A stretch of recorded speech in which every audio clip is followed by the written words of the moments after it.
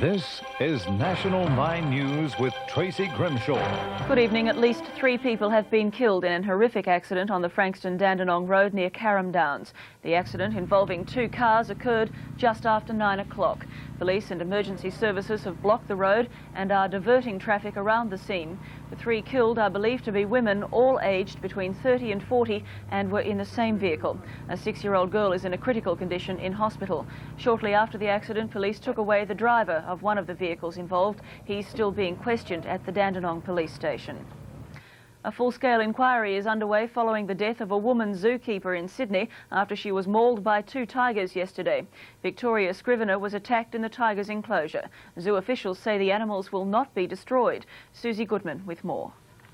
Back on display at Taronga Park, zoo officials say the tigers appeared distressed after the attack. It's believed 33-year-old Vicky Scrivener was mauled by both tigers as she tried to separate the giant cats from their 2 one-month-old cubs during feeding time. She died despite surgery to wounds on her upper body.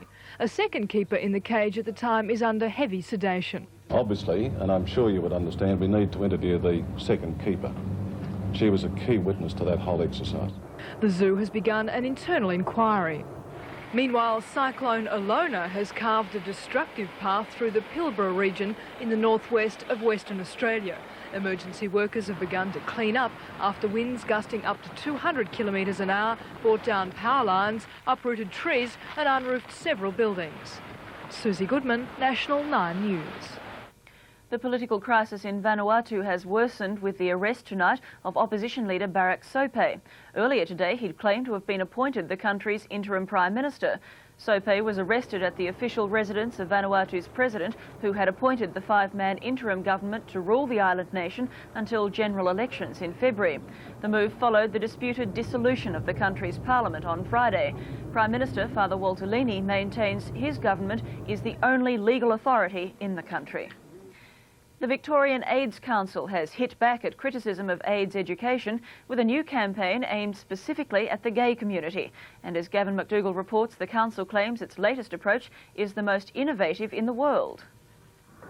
Since the Grim Reaper first appeared on our screens, AIDS campaigns have been criticised for not directly targeting those most affected by the virus, male homosexuals.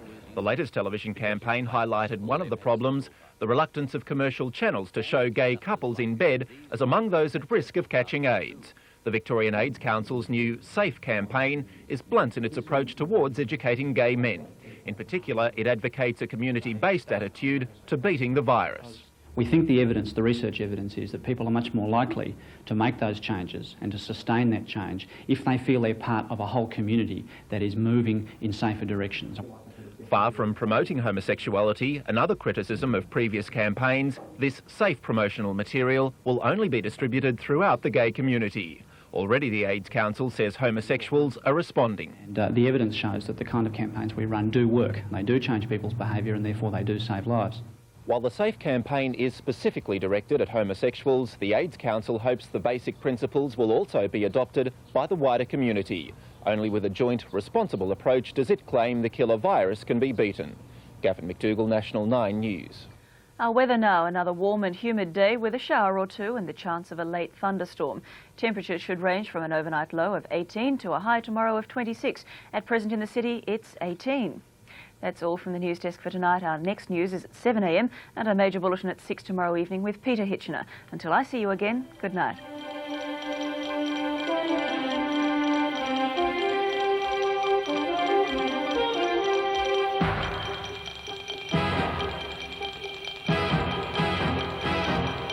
This has been a National 9 News presentation.